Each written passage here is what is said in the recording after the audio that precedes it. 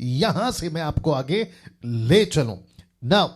मैं समझता हूं कि आज अध्याय 8, 9 और 10 पे ही हम बात करेंगे और बाकी कल 11वें अध्याय से आपको आगे ले चलूंगा। लेकिन साथ ही साथ आपको याद दिला दूं कि हम words by words, chapter wise chapter नहीं जा रहे हैं। हम मूसा की सेविकाई को, जो उसका अहम हिस्सा है, उस पहलू को छू रहे हैं और उसी पे बात कर रहे हैं। तो मैं समझता हूं कि आप लोग इस बात को ध्यान रख रहे हैं और रखेंगे ना। दोस्तों, मैं समझता हूं कि काफी तादाद में लोग जुड़ चुके हैं, 480 के आसपास में। मुझे अब यहां से आगे बढ़ना होगा। तो फिर से कहता हूं कि अध्याय 8, 9 और 10 तक में कुछ बातें हैं जो आपके बीच में रख रहा हूं। फेसबुक के ऊपर मैंने कुछ पोस्ट डाले थे, मैं उसको भी आज कनेक्ट करूंगा। तो मैं समझता हूं कि मैं थोड़ा लेट हुआ हूं क्योंकि कुछ टेक्निकल चीजें प्रॉब्लम थी, बट अभी सब कुछ ठीक है। तो मैं यहां से आगे बढ़ना चाहूंगा। तो सबसे पहले तीनों अध्याय में 4 बातें और 4 घटनाएं आपको बताऊंगा। 4 बातें हैं, 4 घटनाएं हैं और 7 विपत्तियां हैं। जी, रिपीट कर देता हूं, फेसबुक यूट्यूब वालों बड़े ध्यान से सुनिए अगर आप लोग लिख रहे हैं।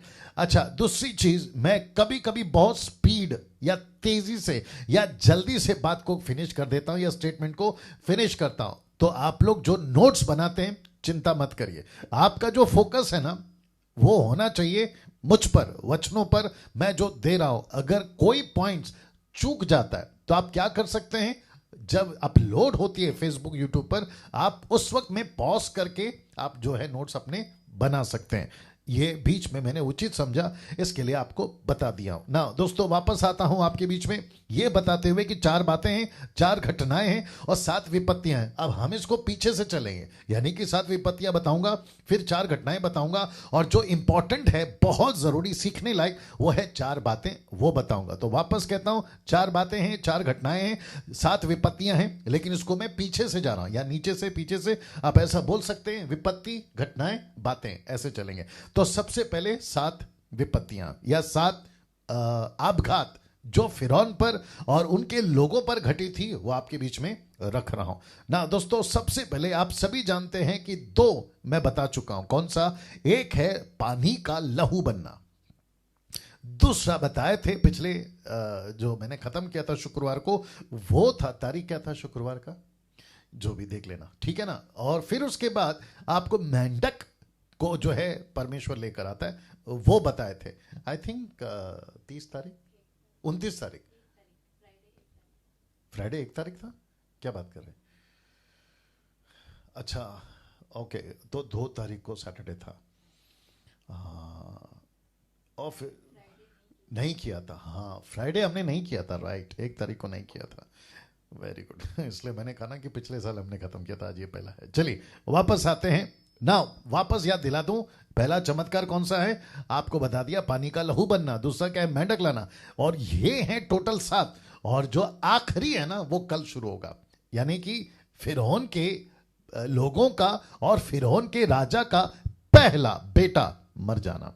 और जिसको परमेश्वर ने कहा था कि तूने इज़राइल जो मेरा पहलोटा है उसको नहीं छोड़ा, जिसके चलते अब मैं तेरे पहलोटे को मारूंगा। ओके, तो ये बात हमको जो है क्लियर करती है ना। दोस्तों, मैं समझता हूं कि 30 तारीख समीक्षा बोल रही, 30 तारीख, अच्छा 30 तारीख लास्ट था। ओके समीक्षा, ओके गुड ना वापस आना पड़ेगा। 7 विपत्तियां, ये है पहला, ये है पहला।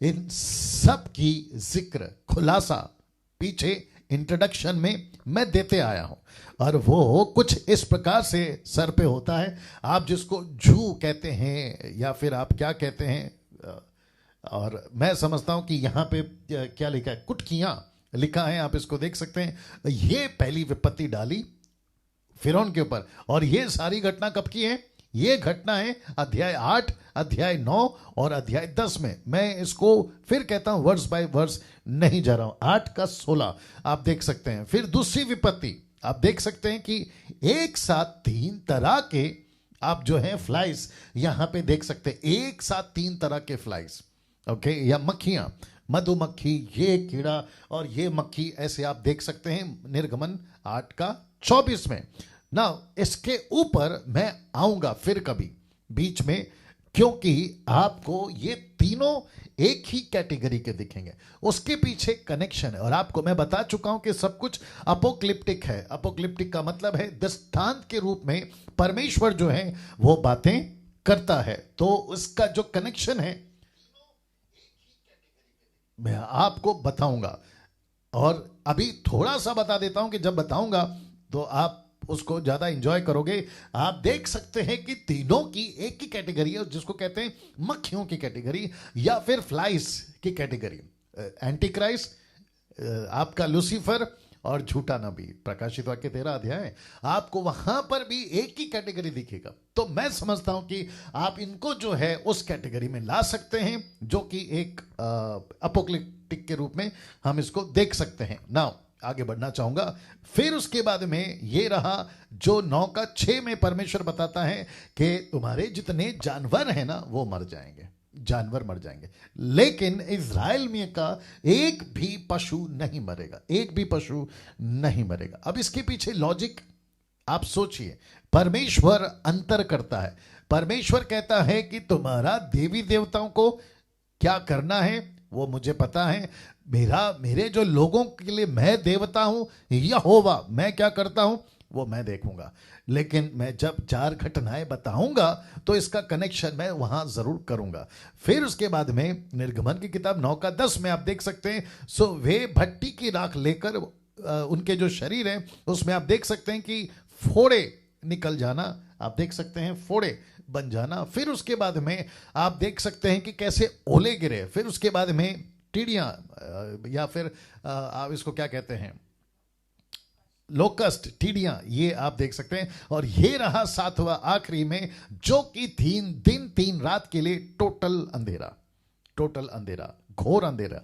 ऐसा लिखा है कि पड़ोस में खड़ा व्यक्ति तक एक दूसरे को देख नहीं सकता था, इतना घोर और डार्कनेस आप जिसको कह सकते हैं। ये ना, मैं ये सारी बातें आपके बीच में क्यों रख रहा हूं, वापस से आपके बीच में रख देता हूं। 7 विपत्तियां एक के बाद एक परमेश्वर डालता गया, और फिरौन का जो मन है वो कठोर, कभी ठीक, कभी कठोर, कभी ठीक। और ये बताती है कि परमेश्वर ने ही तय किया था कि ऐसा इसके साथ में इसलिए होगा ताकि मैं फिरौन को बता सकूं, उस वक्त के दुनिया को बता सकूं, और आज जो बाइबल पढ़ते हैं तोरहा उसको बता सकूं कि सच्चा परमेश्वर एलोहिम यहोवा ऑलमाइटी गॉड है।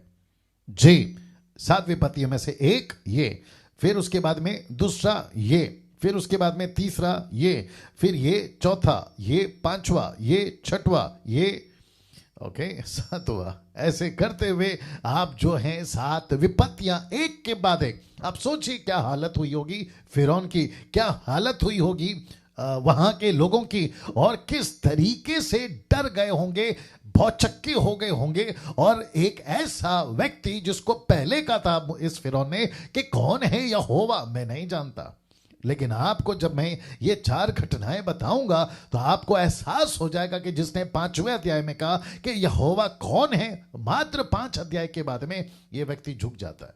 मैं वो भी कनेक्ट करूंगा। तो 4 घटनाएं, पहली घटना कौन सी है कि जादूगरों ने हार मान ली, जादूगरों ने हार मान ली। कहां लिखा है? 8 का 19 में आप चेक कर सकते हैं, या फिर मसीह मंथन के जो लोग हैं वो आप इसको डाल सकते हैं, नीता जी या कोई भी आप डाल सकते हैं। वापस कहता हूं कि जादूगरों ने हार मान ली। और आपको पता है कब हार मान ली? जैसे ही तीसरी विपत्ति हुई। वो क्या थी? जैसे ही जू आना शुरू हो गया और उन्होंने कहा कि अब हमसे नहीं होता।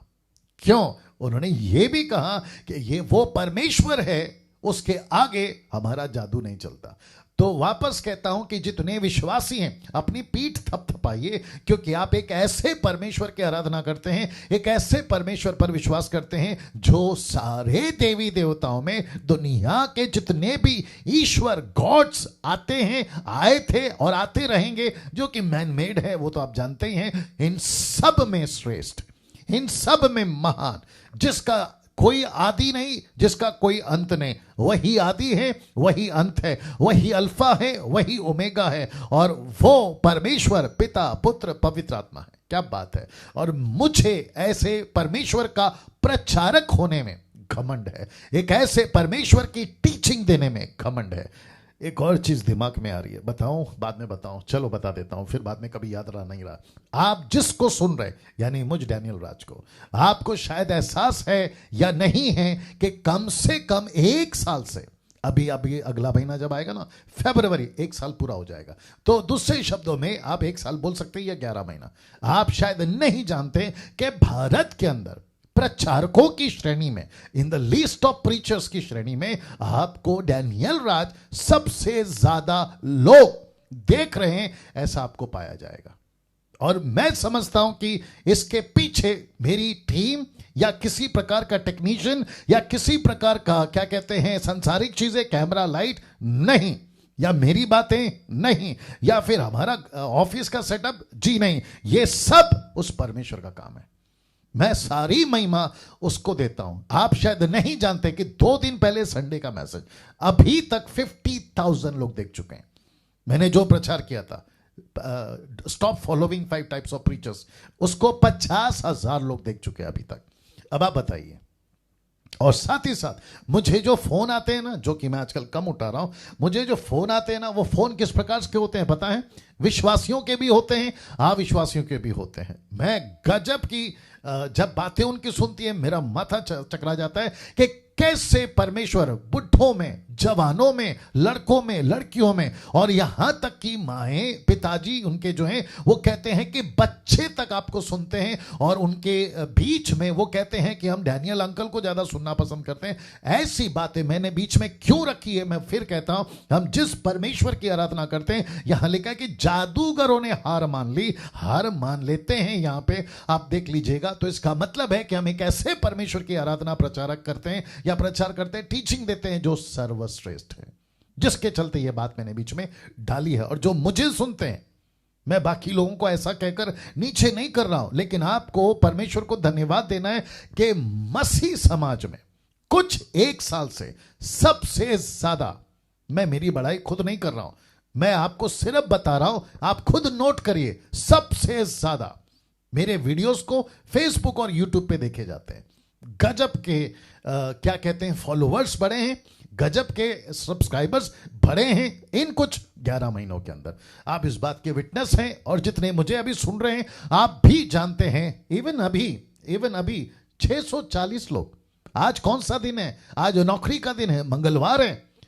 आपके भारत के जितने भी, मैं तो नाम नहीं लेता किसी का, आप जिस किसी भी प्रीचर को देखिए, आपको सबसे ज्यादा ऑनलाइन फेसबुक पे ये परमेश्वर का अनुग्रह मुझे मिल जाएंगे ना। मैं फिर कहता हूं, अपनी पीठ थपथपाइए, क्योंकि आप एक ऐसे परमेश्वर के सेवक हैं, विश्वासी हैं, यीशु को फॉलो करते हैं, क्राइस्ट फॉलोवर हैं आप।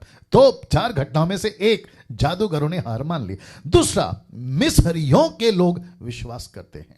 मिस्र के लोगों ने फिरौन के जो कर्मचारी थे ना, जो उसके आसपास में, जो उसके लीडर थे या उसके मंत्री थे, कैबिनेट मेंबर्स बोल सकते हैं आप लोग, वो सब ने विश्वास कर लिया था कि ये वो परमेश्वर है जो यहां के 2-3 हजार देवताओं में से, देवियों में से सर्वश्रेष्ठ है। कहां लिखा है? 9 का 20 में। आप चेक कर लो, आप डाल दीजिए, कोई भी जो समीक्षा, अनीता या फिर राजेंद्र या जितेंद्र, जो भी आप लोग हैं ना, डाल दीजिएगा प्लीज।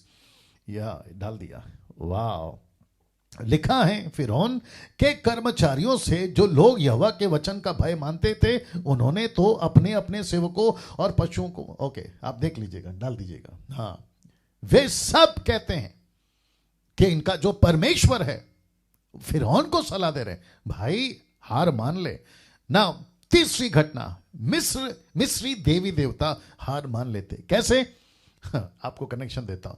ये जो 10 विपत्तियां घटी उनके ऊपर, मेरे हिसाब से तो कभी घटेंगी, आखिरी वाला, लेकिन जितनी भी घटी, जिसका जिक्र मैं भी कर रहा हूं, उनमें से किसी देवी देवता ने मूसा को नहीं रोक पाया।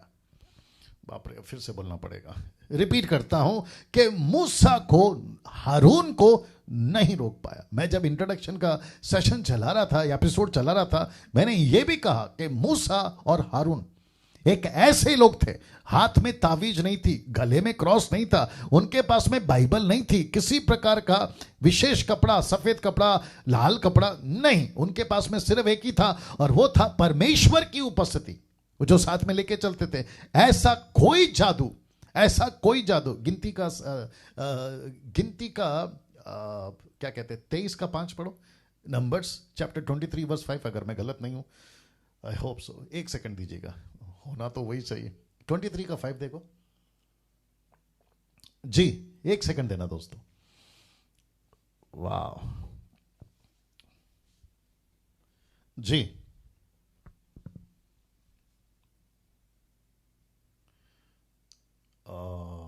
गिनती 15 का 23 देखो, एक सेकंड देना। जहां पे लिखा है कि इजरायलियों पर, मेरे लोगों पर कोई जादू, कोई तंत्र नहीं चल सकता, ऐसा लिखा है 15 का 23, 23 का 5, 15 का 23, बट लिखा है जी, सीधा देना।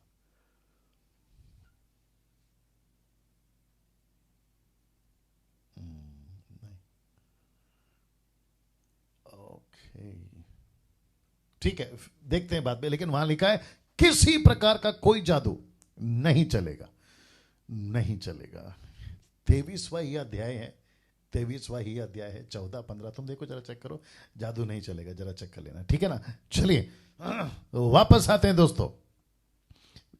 मिस्र के देवी देवता हार मान लेते हैं, क्योंकि किसी प्रकार का एक्टिविटीज उन्होंने नहीं किया। मैं आपको चौथा जब कनेक्शन दूंगा आप कन्विंस हो जाओगे। चौथा है फिरौन खुद झुक गया, फिरौन खुद झुक जाता है।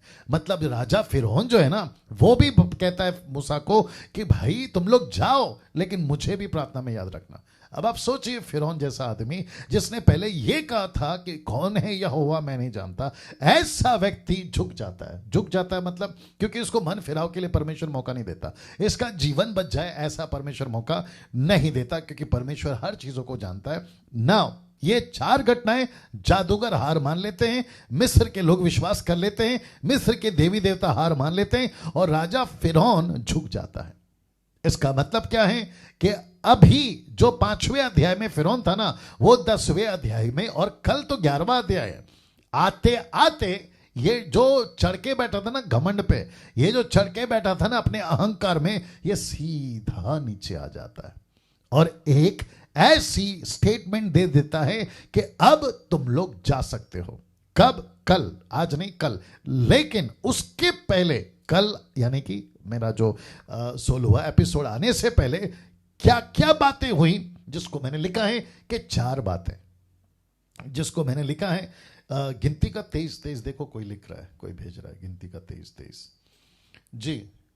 ओके, वापस आते, 4 बातें इसके बीच में हुई हैं और वो बहुत ज्यादा सीखने लायक है, और मैं उसी को हाईलाइट करूंगा। तो 4 घटनाएं आपको बता चुका हूं, 7 विपत्तियां आपको बता चुका हूं। मुझे लगता है कि एक और चीज आपके बीच में ऐड करना होगा, अगर ये वचन वही है तो जी।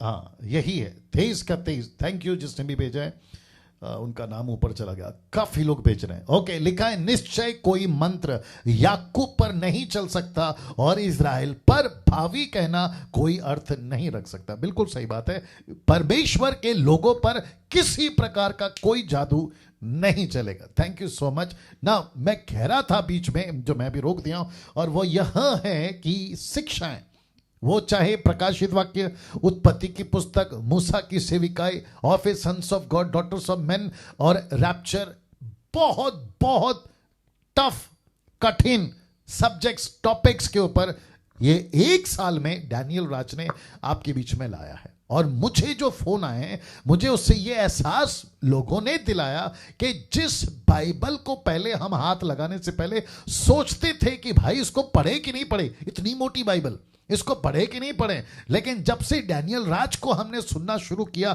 तब पता चला कि यह पुस्तक इतनी आसान है, इतनी इजी, आसान तरीके से समझने लायक है। तो अब तो ऐसा हो गया है कि जवान तो जवान, बुजुर्ग तो बुजुर्ग, बच्चे तक बाइबल को ऐसे पढ़ ले रहे हैं।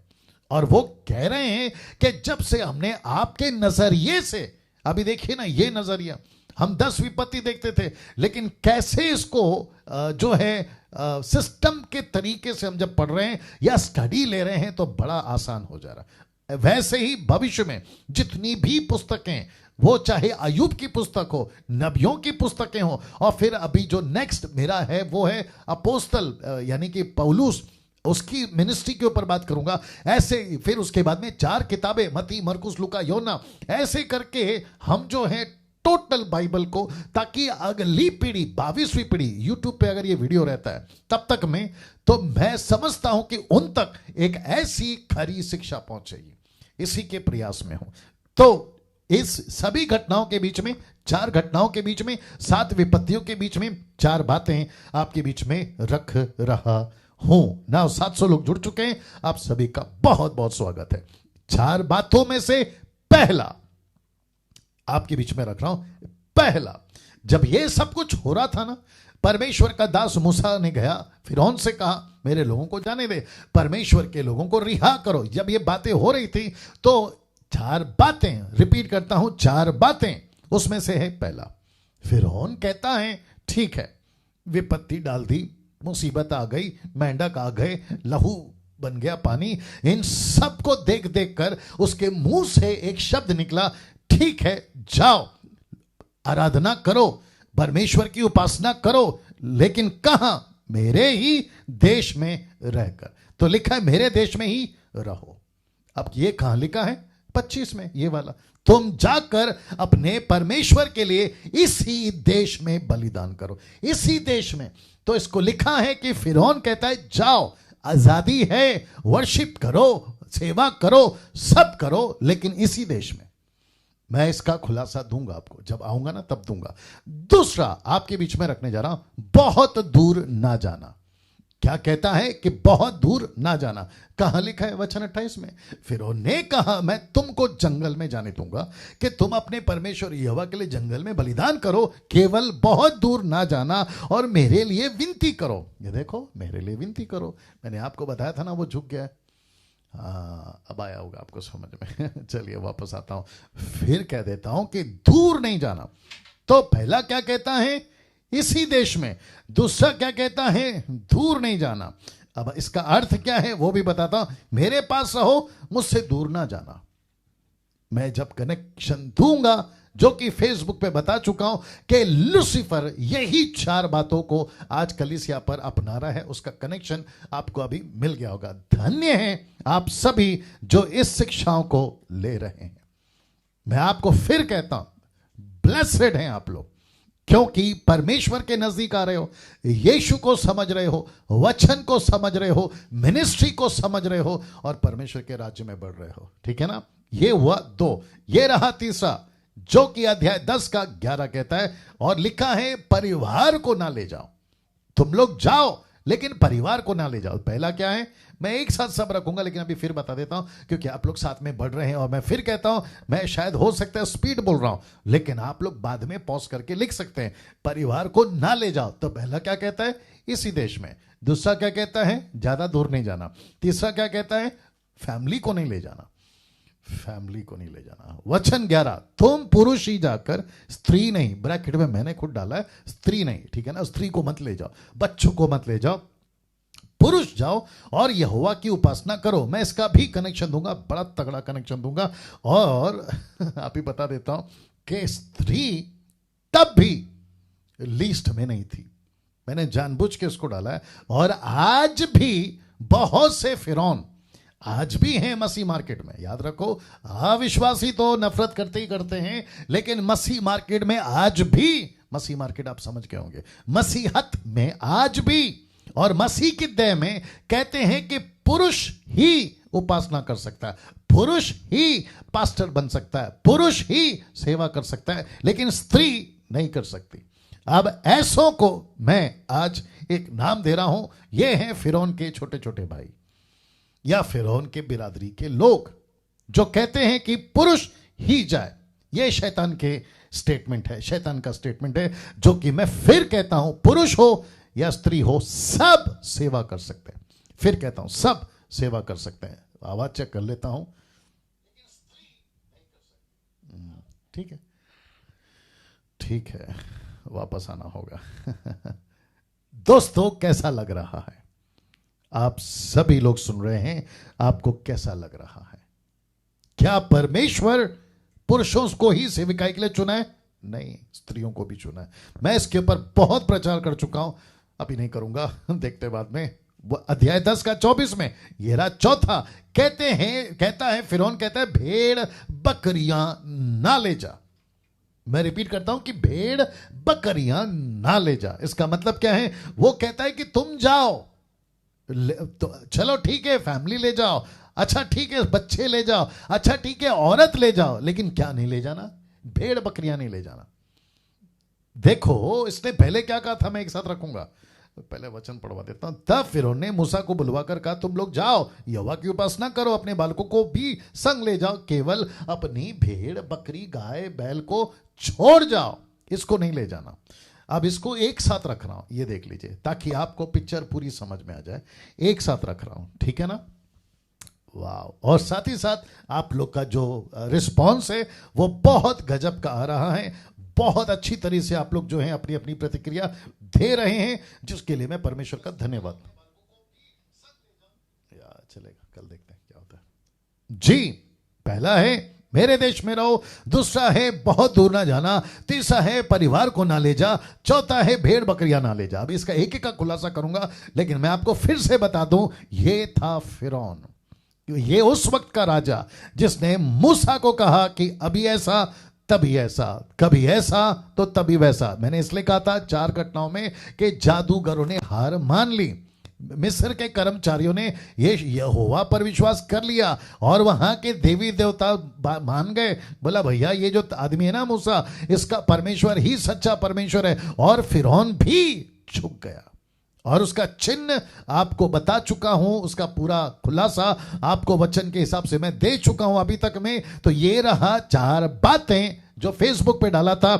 कौन सी हैं वो 4 बातें जो फिरौन, आप फोटो देख लीजिएगा, जो फिरौन ने तब किया था उसको अब शैतान कर रहा है। इसलिए लिखा है कि आज फिरौन की जगह शैतान ने ली है।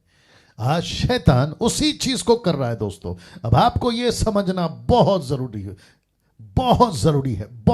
है कि उस वक्त का फिरौन मूसा को तकलीफ दे रहा था, इजरायलियों को तकलीफ दे रहा था, और आज का ये लूसीफर आज कलीसिया को तकलीफ दे रहा है, डैनियल राज को मिनिस्ट्री में रुकावट का कारण बन रहा है, या फिर बहुत से 10% जो प्रभु के राज्य में हैं उनको तकलीफ दे रहा है।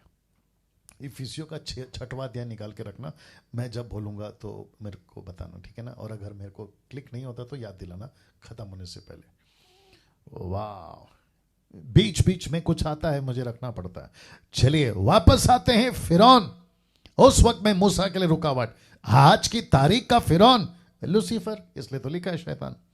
और शैतान को बाइबल क्या नाम देती है? पुराना सांप। प्रकाशित वाक्य 12:9 लिखा है वही पुराना सांप। मैंने भी इसीलिए ये कॉन्सेप्ट को आपके बीच में रखा है। और जो फिरौन ने किया था इजरायलियों के साथ, वो ही शैतान कर रहा है मसीहियों के साथ वही कर रहा है वो। इसका मतलब है 10% वो मसीह जो परमेश्वर के लिए बड़ी तेजी से काम करना चाहते हैं, ये उसके पीछे पड़ा हुआ है। मुझे ऐसा लगता है उसका अभी बता देता हूं मैं क्यों निकाला। इफिसियों 6वां अध्याय वचन 10, इफिशियंस 6:10 मैंने क्यों निकाला, मैं आपको बताता हूं। लूसीफर को वो 90% सुस्त, वो 90% मस्ती में, वो 90% टाइम पास में, उन क्रिश्चियनों से, उन पास्टरों से, उन बिशपों से, रेवरेंड से, अपोस्टल, प्रॉफिट, एवेंजलिस्ट, आपके वर्शिपर, म्यूजिशियन, जो 90% टाइम पास, इस लूसीफर को, फोटो ठीक से रख देता हूं, इस लूसीफर को कोई तकलीफ नहीं है। वो कहता है तो मसीह बन गए, अच्छी बात है, मेरे पास रहो, दूर नहीं जाना। 2 हो गया ना, मैं एक एक का दूंगा खुलासा। लेकिन फिर कहता है अच्छी बात है, फैमिली को नहीं ले जाना। फिर चौथा कहता है सब ठीक है, ऑफरिंग नहीं ले जाना, या फिर सेवकाई में आप अपना पूरा नहीं देना। मैं एक एक का करूंगा खुलासा, उसमें तो खुलकर आऊंगा। और बीच में ऐसे 10% हैं, क्योंकि ये चारों पॉइंट रखना पड़ेगा। ये चारों पॉइंट में ना तो परमेश्वर सहमत था, ना मूसा सहमत था, ना वो 6 लाख लोग। उन्होंने कहा तुम्हारे साथ किसी प्रकार का सौदेबाजी नहीं करेंगे, किसी प्रकार का कॉम्प्रोमाइज नहीं करेंगे। जो बात सही है वही करेंगे, जो बात परमेश्वर को ठीक लगती है वही करेंगे। लेकिन अजीजों, हम ऐसी दुनिया में जी रहे हैं, हम एक ऐसे युग में जी रहे हैं जहां 90% लोगों ने यह कॉम्प्रोमाइज कर लिया है। ज्यादा दूर नहीं जा रहे, उन्हीं के पास रह रहे हैं और कॉम्प्रोमाइज कर रहे हैं फैमिली के साथ। ये नहीं तो वो नहीं तो ये, और फिर परमेश्वर के लिए, सेवकाई के लिए अपना 100% देना, वो तो दूर की बात हो गई है। ऐसे लोगों को लोगों से जब इसको तकलीफ नहीं थी तब, तो इसको तकलीफ नहीं है अब। लेकिन इसको तकलीफ किससे आई है बताता हूं। ऐसे 10% जो चारों से कॉम्प्रोमाइज नहीं करते और वो कहते हैं कि भैया डंके की चोट पे सेवा करेंगे। नाउ पौलुस जो प्रभु का दास अन्य जातियों के लिए, कलीसिया के लिए, कलीसिया को शेप में लाने के लिए बहुत सारे पत्र पवित्र आत्मा से भरकर लिखा, कम से कम 13 से 14, ठीक है ना। वो क्या कहता है देखिए, वचन 10, इफिशियंस चैप्टर 6 वर्स 10 कहता है, इसलिए प्रभु में और उसकी शक्ति के प्रभाव में बलवंत बनो। किसको बोल रहा है? वो 10% को बोल रहा है जो ये 4 चीजों में कॉम्प्रोमाइज नहीं करेंगे। वचन 11, परमेश्वर के सारे हथियार मान लो कि तुम शैतान की युक्तियों के सामने खड़े रह सको। वाह, सी दैट, वापस आना पड़ेगा। परमेश्वर के सारे हथियार बांध लो कि तुम शैतान की युक्तियों के सामने खड़े रह सको। उसकी युक्तियां क्या हैं? वापस देना। उसकी युक्तियां क्या हैं? ये कहां गया? ये कभी कहता है यहीं रहो, कभी कहता है दूर नहीं जाना, कभी कहता है फैमिली से अलग, कभी कहता है जो परमेश्वर को चीजों की आवश्यकता है सेवा में उसके लिए रुकावट नहीं करना। तो ऐसों की तब मूसा ने नहीं मानी, तो ऐसों की यानी शैतान की अब हम क्यों मानेंगे? और इसलिए कहता है कि शैतान की युक्तियों के सामने खड़े रह सको। वचन 12, क्योंकि हमारा युद्ध मल्ल युद्ध लहू और मांस से नहीं, परंतु प्रधानों से, अधिकारियों से, संसार के अंधकार के हकीमों से, दुष्टता की उस आत्मिक सेनाओं से जो आकाश में। इसलिए परमेश्वर के सारे हथियार बांध लो कि तुम बुरे दिन में सामना कर सको और सब कुछ पूरा करके स्थिर रह सको। मैं फिर कहता हूं, लूसीफर को, इस पुराने सांप को मुझ जैसों से तकलीफ है। मुझ जैसे 10% सच्चे, खरे, sound doctrine preachers, teachers, evangelists, pastors, bishop, reverend, ऐसे जो 10% है ना, उनसे इस लूसीफर को तकलीफ है। लेकिन 90% लोगों से लूसीफर को कोई तकलीफ नहीं है। वो कहते हैं पास में रहो, दूर नहीं जाना, फैमिली को नहीं ले जाना, अर्पण की चीजों को नहीं ले जाना, कॉम्प्रोमाइज करो। आ रही है ना बात समझ में? ये आपको कहां मिलेंगे 90%? कभी पंजाब में, कभी गुजरात में, कभी हमारे महाराष्ट्र में, तो कभी आंध्र प्रदेश में, कर्नाटका में, तमिलनाडु में, और फिर आपके पूरे दुनिया के Africa, America, Japanese, Asian country में आपको 90% ऐसे लोग मिल जाएंगे। और ऐसों के पीछे तादाद भी उनको फॉलो करने के लिए बड़ी तगड़ी है, ऐसों को फॉलो करने के लिए। अब आप सोच के देखिए, इसलिए यीशु ने क्या कहा पता है? यीशु ने कहा सकरा रास्ता, नैरो वे, सकरा रास्ता जिसमें से तुमको प्रवेश करना है, ये कहा यीशु ने। अब आप सोच के देखिए अजीजों, किस तरह की शिक्षा आपको प्रभु दे रहा है पवित्र आत्मा के माध्यम से। मैं तो मात्र जरिया हूं। मैं फिर कहता हूं, ब्लेसेड हैं आप जो ऐसी बातों को सुन रहे हैं। इस 10% के पीछे ये आदमी पड़ा, और आपको पता है ये डायरेक्ट नहीं रोक सकता मेरे को, इसकी औकात नहीं है। वापस आता हूं कि इसकी औकात नहीं है। ये 2 सिंग लगाकर मेरे सामने खड़ा होकर नहीं बोल सकता। कल रात की बात है, मतलब ऐसी क्या कहते हैं ना, खेलते खेलते मेरा जो लड़का है नतानियल, उसने पूछा, मैं जब ये स्लाइड्स को तैयार कर रहा था तो उसने पूछा, बोला पापा शैतान कहाँ है अभी? मैंने बोला बेटा यहीं पर है। वापस बोलता तब तक इसको पी लेता हूं। उसने पूछा कि शैतान कहाँ है, कहाँ रहता है? मैंने कहा बेटा वो इधर ही है। वो फिर शॉक हो गया, बोला इधर ही? मैंने बोला यस, इधर किधर होगा आसपास में। अब आप सोचिए, लूसीफर हम जैसों के पीछे पड़ा है। वो डायरेक्ट नहीं आएगा, मैंने जैसे बेटे से भी कहा, वो डायरेक्ट नहीं आएगा। वो क्या करता है पता है? वो मैंने संडे को प्रचार किया था ना, शीप, भेड़, लेकिन यीशु कहता है वो होगा भेड़िया। तो ये कैसे होंगे पता है? ये मसीहत का ही रूप लेकर आएंगे। ये बिल्कुल कभी पेंटिकॉस्टल, तो कभी कैरिस्मेटिक, तो कभी कैथोलिक, तो कभी ये, तो कभी वो, क्या कहते हैं, main line, side line, independent, ऐसे टाइप में ही आएंगे। और हमको लगेगा अरे वाह। और एक बोल देता हूं, बीच में सोचा था बोलूंगा लेकिन अभी आ गया, बोल देता हूं। एक वक्त था जो भी हाथ में बाइबल लेकर रास्ते में दिखता था ना, बड़े खुश हो जाते थे। प्लेटफॉर्म पे, एयरपोर्ट पे, सब्जी मार्केट में, सड़क पर, जिसके भी हाथ में बाइबल दिखा हम बड़े खुश हो जाते थे। उसको जाके मिलते थे, अरे ब्रदर प्रेज द लॉर्ड, अरे ब्रदर जय मसीह, अरे आप विश्वासी हैं कि आपके हाथ में बाइबल देखा। जब हम पहले ट्रिप में जाते थे, कभी प्लेन से, ट्रेन से, तो कभी कभी ऐसे आते जाते हम किसी को देख लेते थे कि बंदा बाइबल पढ़ रहा है, एयरपोर्ट पे, प्लेटफॉर्म पे, ट्रेन के अंदर बैठ के बाइबल पढ़ रहा है। हम उसको जाके मिलते थे और कहते थे कि अरे ब्रदर क्या बात है, हम तो प्रभु में एक हैं। और अगर किसी ने रास्ते पे चलकर जय मसीह प्रेज द लॉर्ड कर दिया तो इतनी खुशी होती थी। अब आपको पता है परिस्थिति क्या है? अब ऐसा हो गया है, ये बाइबल तो लेकर जा रहा है, ये भेड़िया है या भेड़ है? ये हालेलुया तो बोल रहा है, ये भेड़िया है या भेड़ है? ये यीशु का गाना तो गा रहा है, ये भेड़ है या भेड़िया है? अब आ रही है ना बात समझ में? गले पे क्रॉस है या फिर कुछ तो भी सिग्नल दे रहा है, मैं क्रिश्चियन हूं, क्रिश्चियन, मैं कुछ तो हूं, लेकिन डर लगता है आजकल, पता नहीं कौन है ये। अरे ये ना बात समझ में? अब आप सोचो, अगर मैं ये स्टेटमेंट आज दे रहा हूं तो ठीक 5-10 साल के बाद में इसी मसीहत का क्या होगा? So we have to be very careful. हम किसको मिलते हैं, किसको सुनते हैं? मैंने इसलिए प्रचार किया था संडे को कि 5 तरह के लोगों को फॉलो करना बंद करिए। गजब का प्रचार था जिसको 50,000 लोग देख चुके हैं अभी तक।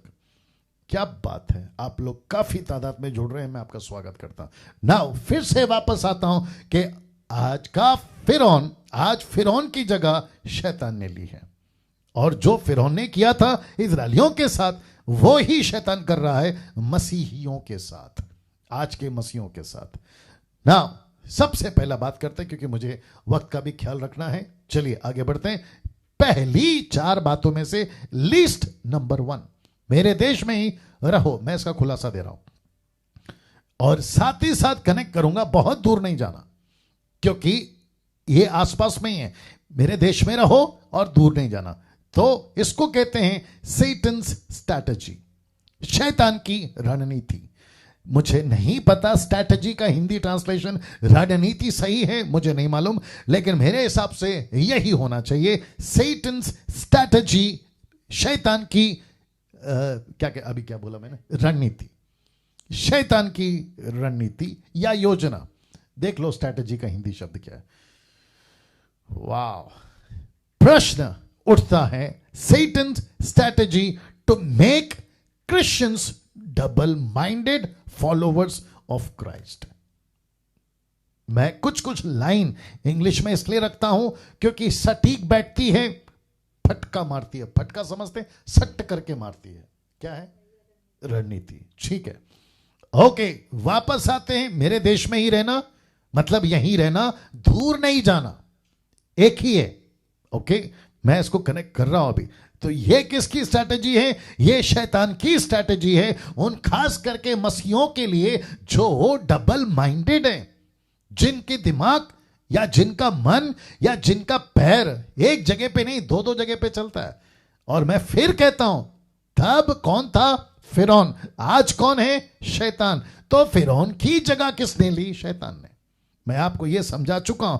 मुझे जितने लोग देख रहे हैं फेसबुक और यूट्यूब पे, मैं रिक्वेस्ट करता हूं, बहुत ज्यादा सतर्क रहने का युग ये है, बहुत ज्यादा सावधान रहने का। जितनी बातें बाइबल में यीशु, पतरस, पौलुस ने बोली ना, सावधान सावधान सावधान, वो पढ़ते हैं ना आप, वो युग में हम जी रहे हैं अभी, उस युग में हम जी रहे हैं। क्योंकि ऐसे डबल माइंडेड क्राइस्ट फॉलोवर्स मसीह मार्केट में आज अच्छी खासी तादाद में घूम रहे हैं और कहते हैं कि देश में ही रहो, ज्यादा दूर नहीं जाना। किसके? शैतान के। शैतान कहता है मसीह बन गए, अच्छी बात है, मेरे को नहीं छोड़ना। मसीह बन गए, अच्छी बात है। बपतिस्मा ले लिया, अच्छी बात है। रजिस्टर्ड में नाम आ गया चर्च के, अच्छी बात है। ऑफरिंग देना शुरू कर दिया, अच्छी बात है। प्रभु भोज ले रहे हो, अच्छी बात है। सब करो, लेकिन मेरे से दूर नहीं जाना और इसी जगह पे रहना, मेरे देश में ही रहना। और यह ना बात समझ में। तो ऐसे क्राइस्ट फॉलोवर्स, जिसको मैंने नाम दिया है Satan strategy to make Christians double minded followers of Christ.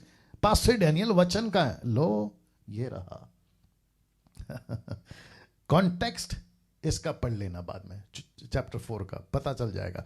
लिखा है, और हे दूचिते लोगो, ये इसको मैंने ब्लैक में स्पॉट किया है। लिखा है दूचिते लोगो, और अपने हृदय को पवित्र करो। दूचिते, दूचिते बहुत सारा ट्रांसलेशन मैंने पढ़ा है, ओरिजिनल भी पढ़ा है ग्रीक में, बट मुझे एक ट्रांसलेशन बड़ा मजा आ गया, और वह ट्रांसलेशन है न्यू लिविंग ट्रांसलेशन, जो कि कहता है for your loyalty is divided between God and the world.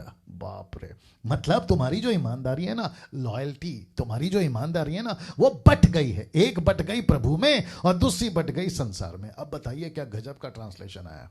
For your loyalty is divided between God and the world. वाह दोस्तों, कैसा लग रहा है? मैं चाहता हूं कि आपकी फीडबैक मिलती रहे। या थोड़ा कम है आवाज, या जी। अब आप सोचिए, मुझे प्लीज बताइए, ये किसकी युक्ति है? ज्यादा दूर नहीं जाना और मेरे ही देश में रहना। ये कौन से लोग हैं? ये किसकी स्ट्रैटेजी है? ये शैतान की स्ट्रैटेजी। इसलिए तो लिखा ना दूचिते, James, the book of James chapter 4 verse 8, याकूब 4 का 8, इसलिए तो लिखा है योर लॉयल्टी इज डिवाइडेड। और दूसरा ट्रांसलेशन जो कि एनआईवी है, केजेवी है, जिनेवा है, द मैसेजेस है, वाइक्लिफ है, इन सब में आपको डबल माइंडेड क्रिश्चियंस या डबल माइंडेड क्राइस्ट फॉलोवर्स ऐसा ट्रांसलेशन मिल जाएगा। डबल डबल डबल माइंडेड, ये वाली बात है। बट मुझे ये क्यों अच्छा लगा, योर लॉयल्टी इज डिवाइडेड, मतलब तुम्हारी ईमानदारी बढ़ गई है। तो इसका मतलब क्या है? कुछ ईमानदार संसार में भी हैं और वही लोग ईमानदार प्रभु में भी। वहां पर भी ईमानदारी दिखाते हैं, फिर रख देता हूं, वहां पर भी ईमानदारी दिखाते हैं और प्रभु में। और मैं आपको बताऊं, ऐसे लोग सबसे ज्यादा खतरनाक है। ऐसा लगता है अरे वाह क्या बाइबल वाला है, ऐसा लगता है अरे वाह क्या अच्छा प्रभु का दास है, अरे क्या अच्छा गाता है, अरे अच्छा बजाता है, अरे अच्छा बोलता है। इनकी जो लॉयल्टी है ना, वो डिवाइडेड है। ये देख लो, देयर लॉयल्टी इज डिवाइडेड। अब आप सोचिए, अब आप सोचिए अजीजों, मैं फिर कहता हूं, आप लोग धन्य लोग हैं जो ऐसी टीचिंग आप लोग पा रहे हैं। और मुझे बेहद बेहद खुशी है कि मैं ये टीचिंग आपको दे रहा हूं। दिमाग में बहुत कुछ आ रहा है, रखना, आगे जाना पड़ेगा। आज शैतान यही चाहता है कि हम संसारिक हो और संसार के अंदर ही रहे। यही तो चाहता है शैतान। तो मसीह बन गए, अच्छी बात है। हाथ में बाइबल है, अच्छी बात है। तुमने पूरा चर्च, माफ करे, पूरा घर को तुमने चर्च बना दिया, अच्छी बात है। लेकिन संसार में रहना, संसार से दूर नहीं जाना, अंदर ही रहना। कभी कभी आप प्रभु के पास जाएं, इसलिए लिखा है कभी कभी। सी और इसको सपोर्ट करने के लिए एक स्क्रिप्चर दे रहा हूं, मत्ती 6 का 24। देखो कितना बढ़िया लिखा है। ये यीशु के स्टेटमेंट है। लिखा है कोई मनुष्य दो स्वामियों की सेवा नहीं कर सकता, क्योंकि वो एक से बैर और दूसरे से प्रेम रखेगा, वो एक से मिला रहेगा और दूसरे को तुच्छ जानेगा। तो इसका मतलब है, वापस रखना होगा, योर लॉयल्टी इज डिवाइडेड। तुम कभी परमेश्वर को अच्छा बोलोगे तो संसार को बुरा बोलोगे, और जब तुम संसार को अच्छा बोल रहे होते हो तो तुम प्रभु को बुरा बोल रहे होते हो। तो मैंने यही तो लिखा है ना कि कहीं नहीं जाना, संसार में ही रहना और संसार के अंदर ही रहना, दूर नहीं जाना। कभी कभी आप प्रभु के पास जा सकते हैं, जैसे कि हफ्ते में एक बार। क्या करूं, टाइम का भी ध्यान देना है। कुछ क्रिश्चियन से लूसीफर इतना खुश है, मैं आपको सच बताऊं, वो क्या कहते हैं मालूम है? चलो चलो संडे आ गया, उठो उठो, आज चर्च है। जैसी घंटी बजती है ना चर्च की, जैसी वो पादरी आता है ना क्रॉस लगा के, लूसीफर खुद उनको भेजता है, बोला जाओ चर्च में जाओ, बाकी 6 दिन मेरे पास। अब आप सोचिए किस गजब का स्ट्रैटेजी शैतान ने बनाया। उसको मैं फिर कहता हूं, मैं पता नहीं क्यों इतना टाइम ले रहा हूं, लेकिन उसको किसी प्रकार का सब के ईसाइयों से उसको किसी प्रकार का तकलीफ नहीं है, कोई तकलीफ नहीं है। उसको तकलीफ मुझ जैसे 10% लोगों से जो प्रतिदिन चैलेंज देते हैं सेविकाई के प्रति, चेला बनाने के प्रति, मिनिस्ट्री के प्रति, सच्ची सेविकाई के प्रति। तो ऐसे लोगों से उसको बड़ा तकलीफ है। आप पूरा 6 दिन पब जाओ, थिएटर जाओ, पिक्चर के गाने सुनो, मजे मारो, कुछ भी करो, लेकिन संडे के दिन अगर आप चर्च आ गए, वो भी खुश और आप भी खुश। अब आप बताइए, यही तो कहा था ना फिरौन ने, जाओ, ज्यादा दूर नहीं जाना, इसी शहर में रहना। लूसीफर भी क्या कहता है, ओके अच्छी बात है, जाओ संडे, लेकिन संसार में ही रहना और संसार से अलग होकर दूर नहीं जाना। लेकिन परमेश्वर का कॉन्सेप्ट क्या है? परमेश्वर कहता है कि तुम 2 स्वामी की सेवा नहीं कर सकते। दोस्तों कैसा लग रहा है मुझे टाइप करके बताएं, क्योंकि मुझे अभी तीसरे पॉइंट पे जाना है और ये बहुत ज्यादा इंटरेस्टिंग है। परिवार को ना ले जाना। किसने कहा? राजा फिरौन ने। इसका मतलब क्या है? एक पूरा परिवार प्रभु में, प्रार्थना में और सेवा में कभी भी साथ ना हो, यह कोशिश तब फिरौन ने की थी और आज शैतान भी यही कोशिश कर रहा है। मैं फोटो रख रहा हूं, मुझे नहीं पता आपको कितना स्पष्ट या कितना क्लियर दिख रहा है, मुझे नहीं मालूम, लेकिन मैं ये रख रहा हूं, मैं इसको रख रहा हूं आपके बीच में। वाह, फिर आता हूं। यह कोशिश है इसकी, एक पूरा परिवार प्रभु में, प्रार्थना में, सेवा में कभी भी साथ ना हो, यह कोशिश तब फिरौन ने की थी और आज यह कर रहा है, जिसका नाम है शैतान, सैतन। ये कोशिश कर रहा है। मैं चाहता हूं, जी हां अच्छा लग रहा है, मैं चाहता हूं कि ये फोटो आप देख लीजिएगा। वचन 11 में लिखा है, नहीं, मूसा को कहता है फिरौन, नहीं, ऐसा नहीं होने पाएगा, मैं तुम पुरुषों को भेजूंगा लेकिन उनकी वाइफ, बच्चे, फैमिली नहीं भेजूंगा। अब आप सोचिए ये क्या है? ये आपको दृष्टांत के रूप में परमेश्वर कुछ नहीं सिखा रहा है, ऐसा लग रहा है आपको? परमेश्वर कह रहा है कि डैनियल इनको बता कि तब फिरौन था जो परिवार को जाने नहीं दे रहा था, आज लूसीफर है जो फैमिली को जाने नहीं दे रहा है। इसका मतलब मैं अभी रख रहा हूं, यहां पे देख लीजिए, फिरौन ने क्यों कहा था पूरा परिवार नहीं जाएगा परमेश्वर की उपासना के लिए? Question mark. क्यों? उसने क्यों रोका था ना? इसको देखिए, वो जानता था कि पुरुष परिवार के बिना नहीं रह पाएगा। मिनिस्ट्री में परिवार कमजोरी बनने मत दीजिए। मिनिस्ट्री में परिवार को कमजोरी बनने मत दीजिए। आप नहीं समझे शायद, मैं आपकी समझाता हूं आपको। और जितने मुझे अभी देख रहे हैं, मैं चाहता हूं कि आप लोग प्लीज इस बात को कोशिश करें, समझें ना। इसको देखिए दोस्तों, मेरा एक व्यक्तिगत प्रश्न है। वो प्रश्न है, क्या आपका पूरा परिवार मिनिस्ट्री में शामिल है? मेरा यह प्रश्न है व्यक्तिगत, मैंने इसलिए लिखा है ताकि मैं आपसे अभी डायरेक्ट बात करूं। मेरा एक व्यक्तिगत प्रश्न है, क्या आपका पूरा परिवार मिनिस्ट्री में शामिल है? हर तरीके से, समय, पैसा, टैलेंट। मैं रिपीट करता हूं, समय, पैसा, टैलेंट, आप जो कर सकते हैं, क्या आपका पूरा परिवार उसमें शामिल है? आप जानना चाहते हैं यह प्रश्न मैंने क्यों किया? यह प्रश्न मैंने क्यों किया? क्योंकि आपको अंदाजा नहीं है कि कभी अगर पति स्ट्रांग है मिनिस्ट्री में तो वाइफ कमजोर है, कभी वाइफ स्ट्रांग है मिनिस्ट्री में तो पति कमजोर है, बच्चे अगर स्ट्रांग है मिनिस्ट्री में तो मां बाप कमजोर हैं, अगर मां बाप स्ट्रांग है मिनिस्ट्री में तो बच्चे कमजोर हैं। और यही प्लान इस महाशय का है जिसको कहते हैं कांगया, जिसको कहते हैं लूसीफर। मैं नहीं, फैमिली को एक साथ सेवा करने नहीं दूंगा। अब आप सोचिए कितना बड़ा स्ट्रैटेजी तब बनाया था उस फिरौन ने, आज बनाया है इस लूसीफर ने, जिसको कहते हैं पुराना सांप।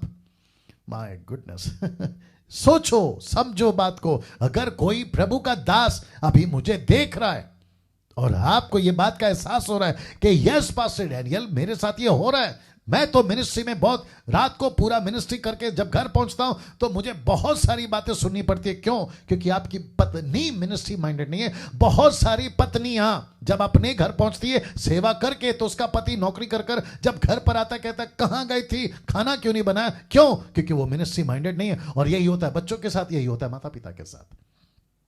अब आपको पता चला कि इसने क्यों कहा, और आपको पता है एक फैमिली का इंपैक्ट, पति पत्नी बच्चे माँ बाप का, इसलिए मैंने ये फोटो डाला, फैमिली फोटो डाला। और मैंने क्रॉस इसलिए रखा है ताकि मिनिस्ट्री को एम्फसाइज कर सकूं या दिखा सकूं।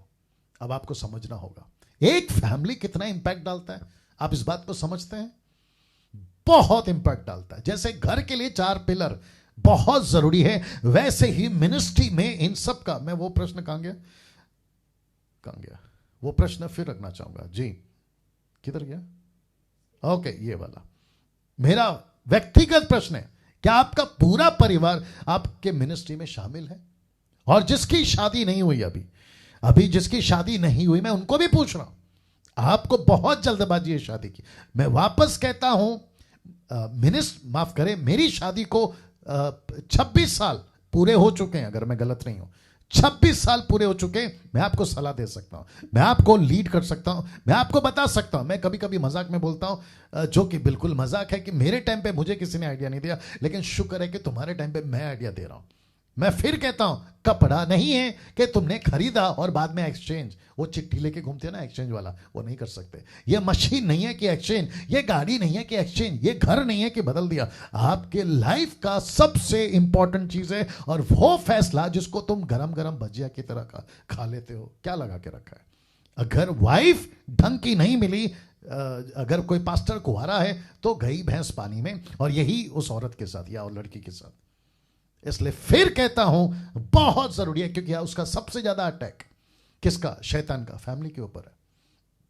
मैंने बीच में एक स्ट्रैटेजी दी थी, स्ट्रैटेजी नहीं बोलते उसको, पता नहीं क्या बोलते हैं। मैंने आपको बताया था कि अमेरिका में सबसे ज्यादा केसेस मर्डर्स के, रॉबरी के, किडनैप के, इसके उसके नहीं आते हैं। 60% वहां के कोर्ट में जो अभी केस चल रहे हैं ना, वो डिवोर्स के हैं। Can you believe that? Divorce के, तलाक। वहां फंक्शन होती है ना, अगर कोई हस्बैंड या वाइफ किसी को इंट्रोड्यूस कराती है ना, हस्बैंड वाइफ को, ये कहती है मेरा एक्स है, कोई कहता है ये मेरा सेकंड है, कोई कहता है मेरा थर्ड है। गजब का स्टेटमेंट है वहां पर। मुश्किल से कोई मिल जाएगा ये मेरा ओरिजिनल है, ये मेरा फर्स्ट है, मुश्किल से मिल जाएगा। अब आप सोच के देखिए, अमेरिका एक नंबर 1 कंट्री, जहां के करेंसी पे लिखा कि इन गॉड वी ट्रस्ट। वहां की करेंसी पे लिखा है इन गॉड वी ट्रस्ट। और जब मैं यूएसए में था तो मैं पूछ रहा था कि यार ये कैसा इतना नंबर 1 कंट्री हो गया? तो उस वक्त के लोगों ने कहा कि स्कूल हो या कॉलेजेस हो, उनकी जो टेक्स्ट बुक होती थी ना, पहली जो टेक्स्ट बुक यानी कि इंपॉर्टेंट बुक बाइबल थी। उनको सबसे ज्यादा बाइबल सिखाया जाता था। और वही कंट्री को सिर्फ 200 साल के अंदर शैतान ने तहस नहस कर दिया, और उसका सीधा अटैक है फैमिली के ऊपर। महाराष्ट्र के लोगों ध्यान से सुनो, पंजाब के लोगों ध्यान से सुनो, और खास करके सेवकों तुम भी ध्यान से सुनो। तुम सब कर रहे हो, लेकिन लूसीफर ने अटैक किया है तुम्हारी फैमिली के ऊपर। लूसीफर ने अटैक किया तुम्हारी फैमिली के ऊपर। तुम सब पुलपिट पे मस्त दिखते हो, बहुत अच्छे दिखते हो, इंटरनेशनल ट्रिप भी जाते हो, लेकिन तुम्हारे फैमिली पे उसने अटैक किया। या तो बच्चे कहीं हैं, या तो माँ बाप कहीं हैं, या तो पति कहीं है, या तो पत्नी कहीं है। ये चक्कर है आज। मैं फिर कहता हूं, लूसीफर ने कहा नहीं, मुझे रखने दीजिए उसको। उसने कहा नहीं, कहां गया? उसने कहा नहीं, ऐसा नहीं होने पाएगा, मैं नहीं अलाउ करूंगा, सिर्फ पुरुष जाएं, फैमिली रहेगी यहीं पे। अब आप सोचिए इसके पीछे लॉजिक है। वो तो शुक्र है 7 विपत्ति क्यों डाला, वो तो शुक्र है इसके होश ठिकाने लाने के लिए परमेश्वर को विपत्तियों पे विपत्तियां डालनी पड़ी, तब जाकर इस आदमी का दिमाग ठिकाने पे आया कि नहीं रे बाबा, फैमिली भी जाना बहुत जरूरी है। अरे ना बात समझ में? 9:04 हो चुके हैं, मुझे आने दीजिए चौथे के ऊपर। और मैं जानता हूं कि आप लोगों को समय का कोई दिक्कत नहीं होता है, आप लोग बहुत अच्छे लोग हैं, मेरे साथ में बने रहें जी। चौथा है भेड़ बकरियां ना ले जा, इसको कहते हैं सेवा में रुकावट। ये एक और खतरनाक चीज, इसको कहते हैं सेवा में रुकावट। शैतान नहीं चाहता कि आप अपनी धन संपत्ति से प्रभु की सेवा करें। आज आपका इंटेंशन, इसको बाद में बात करता हूं, कि आप अपनी धन संपत्ति से प्रभु की सेवा करें, शैतान नहीं चाहता। तो मैं कह रहा था कि आज आपका इंटेंशन अमीर बनने का है, क्वेश्चन मार्क। आज आपका इंटेंशन अमीर बनने का है, क्वेश्चन मार्क। खुद के लिए जीना या प्रभु की सेवा? आपको क्यों चाहिए पैसा? इंटरेस्टिंग टॉपिक है। आपको क्यों चाहिए पैसा?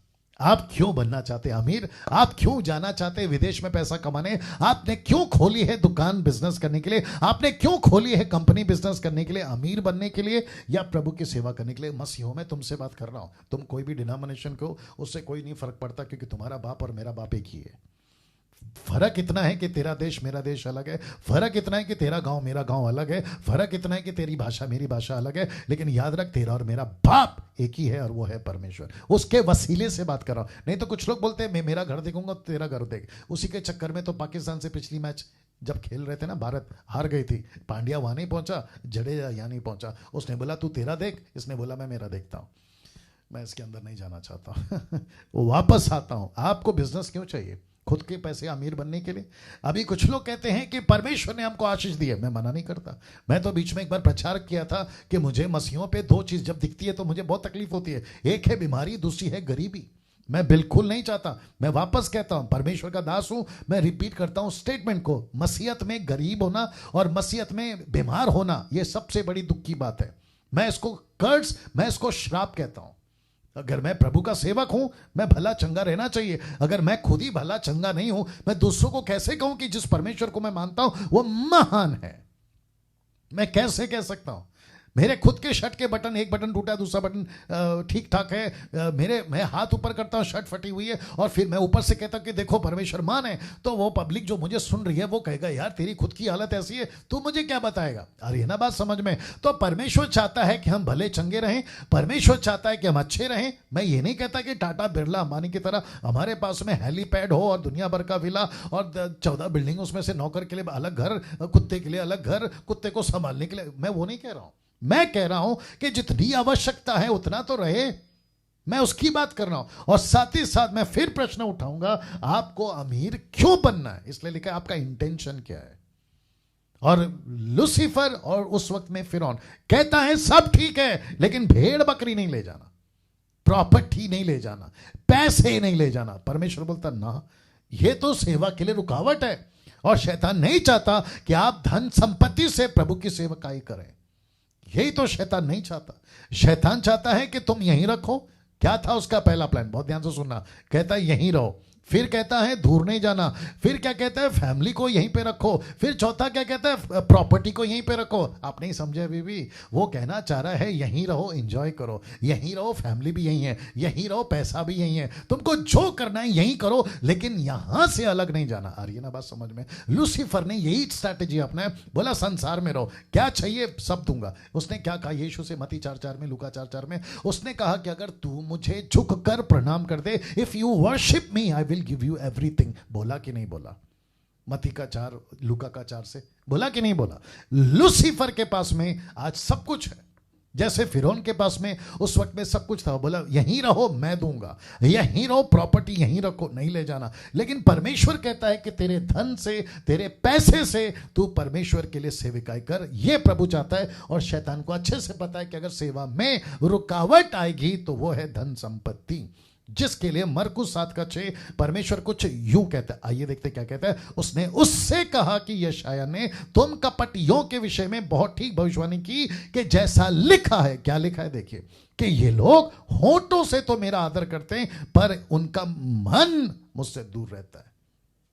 ये कैसे लोग हैं? ये सिर्फ होठों से कहते हैं परमेश्वर तेरी जय हो, परमेश्वर तेरी बड़ाई हो, परमेश्वर तेरी महिमा हो। फिर ऊपर से परमेश्वर बोलता है बेटा ये ठीक है, याकूब उसका 2:20-21 आपने पढ़ा होगा। ये ठीक है, प्रभु बोलता है but where is the action? ये रिएक्शन तो उसका एक्शन। यही लिखा है ना, सुनते तो हो, चलोगे कब? विश्वास तो करते हो, कार्य में कब? वही तो प्रश्न है दोस्तों। मसीह मंथन के जितने लोग अभी देख रहे हैं, मैं उन सभी को प्रश्न पूछना चाहूंगा, किस मकसद से आप प्रभु में आए हैं? किस मकसद से आप मुझसे जुड़े हैं? किस मकसद से मसीह मंथन में जुड़े? किस मकसद से आपने मसीह को अपनाया? ऐसे हैं कि होठों से, या फिर आपने पूरा दिल लगा दिया है, जिसके लिए परमेश्वर कहता है कि अपनी धन संपत्ति से अगर आप परमेश्वर की सेविकाई करते हो। इसलिए तो लिखा है ना, फिरौन कहता है कि नहीं ले जाना, लेकिन परमेश्वर कहता है यह सबसे बड़ी रुकावट है। आज आपका पैसा को लेकर आपका क्या ख्याल है? आपकी प्रॉपर्टी को लेकर आपका क्या ख्याल है? मेरा प्रश्न है आपसे। वाह! भविष्य में बहुत जल्दी मसीह मंथन किस किस तरीके से काम करेगा, इसकी एक पूरी लिस्ट बनाकर आपके बीच में आऊंगा। कैसे हम काम करेंगे? लेकिन उस सब के लिए अगर कोई चीज रुकावट बनेगी, लूसीफर नहीं बनेगा, हम तो उसकी स्ट्रैटेजी समझ गए। मनुष्य नहीं बनेगा, वो भी हम समझ गए। दुश्मन नहीं बनेंगे, वो भी हम समझ गए। लेकिन अगर कोई बनेगा तो वो है धन संपत्ति। इसलिए उसने आखिरी में रखा। बोला ठीक है, 1 मिनट थोड़ा पानी पीने दीजिए। उसने बोला ठीक है, दूर जाओ। फिर कहता है ओके फैमिली ले जाओ, लेकिन आखिरी पे अटक गया हो। उसने क्या कहा पता है? ठीक है सब जाओ, प्रॉपर्टी धन संपत्ति मत ले जाओ, इसको यहीं रखो। इसका मतलब यह हुआ कि शैतान सेवा में रुकावट कहां पैदा करेगा? आपके पैसों में, आपकी प्रॉपर्टी में। और सबसे ज्यादा आदमी यहीं पर फंसता है। इसलिए पौलुस ने बोला अच्छों की नैया डूब गई है इस पैसे के चक्कर में। यीशु ने क्या कहा उस आदमी से, जवान लड़के से? भाई तेरे में सब अच्छा है, तू मूसा की व्यवस्था को घूट घूट के पी गया है, 10 आज्ञाओं को तू ऐसे मानता है, लेकिन तेरे में एक कमी है। बोला क्या? उसने, यीशु ने कहा अपना धन संपत्ति बेच, मेरे पीछे चल। आपको पता है आगे क्या हुआ? वो व्यक्ति यीशु को छोड़कर पैसों के पीछे जाता है। इसलिए तो कहा ना अच्छों की नैया डूब गई है। लेकिन जक्कई पूरा अपोजिट था। उसने कहा जिसका 1 लिया 4 दूंगा।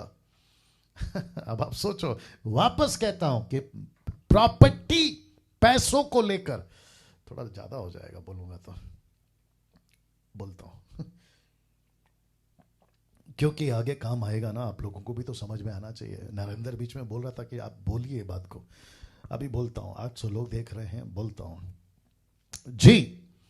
ये जो ऑफिस है, मैं चाहता आपके बीच में, ये जब एस्टिमेट बन रहा था आपके बीच में रख सकता था। दूसरी बात, मेरे जितने क्लोज फ्रेंड्स हैं, आप उनमें से किसी को भी कॉल कर सकते हैं, या वो अगर अभी देख रहे हैं तो वो मुझे गलत साबित कर दें।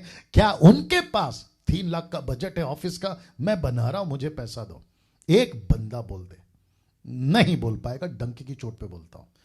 किसी प्रकार का ऑफरिंग नहीं मांगा, किसी प्रकार का पैसा हमने नहीं मांगा, किसी प्रकार का अकाउंट डिटेल, डैनियल राज का अकाउंट डिटेल हमने आपके बीच में नहीं रखा। हाँ, वो बात अलग है कि किसी के मन में प्रभु ने डाला, उन्होंने दिया, वो बात अलग है। लेकिन मेरी तरफ से आपको कभी किसी को ऐसे बोलते हुए नहीं मिलेगा। ओपन डंके की चोट पे बोल रहा हूं। क्यों? क्योंकि मैंने सीखा। इसलिए कहते हैं ना, प्रैक्टिस व्हाट यू प्रीच। मैं उसी को प्रैक्टिस कर रहा हूं जिसका मैं प्रचार कर रहा हूं। मैंने कभी पैसों को रुकावट नहीं बनने दिया। सेवा में मेरे पास में है, हमने किया, फैमिली है, उन्होंने किया। आ रही है ना बात समझ में? वैसे ही हम सभी को मिलकर परमेश्वर की सेवकाई में, मैं फिर कहता हूं, पति पत्नी अगर देख रहे ना साथ में, मैं आपसे पूछना चाहता हूं, आपका प्रॉपर्टी मिनिस्ट्री में कितना? मेरे नहीं, मुझे नहीं चाहिए आप तुम्हारा पैसा, मैं तुम्हारी ही सेवकाई की बात कर रहा हूं, आपके खुद की चर्च की बात कर रहा हूं। आपकी प्रॉपर्टी कितना यूज होता है परमेश्वर की सेवा में, कभी सोचा है? या फिर माफ करना, आपको बुरा लगेगा, या फिर ऐसे हाथ घुमाते हुए फैलाते घूमते हो, यार यहां से आ जाए वहां से आ जाए। ये आदत को निकालिए। हम सेल्फ डिपेंडेंट होकर चलना है, खुद की ताकत पे खड़े होना है, और जो ऐसा करता है परमेश्वर उसके लिए दरवाजे खोलता है। मैं फिर कहता हूं, कभी किसी के आगे हाथ नहीं फैलाना, किसी के क्या कहते हैं, बलबूते पे नहीं जीना। ये आपको समझना होगा ना। दोस्तों, मैं समझता हूं कि 9 बज चुके हैं, 9:15 हो गए। ये वचन आपको पढ़ा दिया ना। लास्ट में 2 स्लाइड दिखाकर खत्म कर। वो चार बातें तब भी चैलेंजिंग थी, और आज भी चैलेंजिंग है, आज भी है। फिर वापस कहता हूं, वो 4 बातें मूसा के लिए, फिरौन के लिए, माफ करें हारून के लिए, 6 लाख लोगों के लिए तब भी चैलेंजिंग थी, आज भी है। वो 4 बातें फिरौन की, जिसको अब शैतान कलीसिया पर आजमा रहा है, कलीसिया पर आजमा रहा है। अब आप सोचिए, यही 4 बातें क्या है? यहीं रहो। दूसरा क्या है? दूर नहीं जाना। तीसरा क्या है? फैमिली को रहने दो। चौथा क्या है? अपनी प्रॉपर्टी यहीं रख कर जाओ। सी, बाप रे, क्या गजब का प्रकाशन, क्या गजब का, क्या कहते हैं, खुलासा। परमेश्वर आज आपको दिया है। मैं रिक्वेस्ट करता हूं कि जितनी तादाद में हो सकता है इसको शेयर करिए, दूसरों के साथ में बांटिए ना। दोस्तों अब बाकी का कल, जो कि बेटा मरेगा फिरौन का, पहलोटा मरेगा इजरायलियों का, और एक मेमना कटेगा। मैं रिपीट करता हूं, एक मेमना कटेगा हर परिवार के प्रति। जो व्यक्ति उस पर विश्वास करता है, उसका लहू दरवाजे पे लगा होगा, वो परिवार बचेगा। कल इसके ऊपर बात करूंगा, लेकिन आपको अभी से बता दूं कि वचन पे चर्चा बहुत बहुत ज्यादा अप्रिशिएट किया जा रहा है, पसंद किया जा रहा है। एक ऐसा विषय जिसको कहते हैं अन्य भाषा, लेकिन इस बारी जो टॉपिक हमने लिया अन्य भाषा का, वो यहां है, क्या अन्य भाषा प्रमाण है पवित्र आत्मा का पाने का, या पवित्र आत्मा का।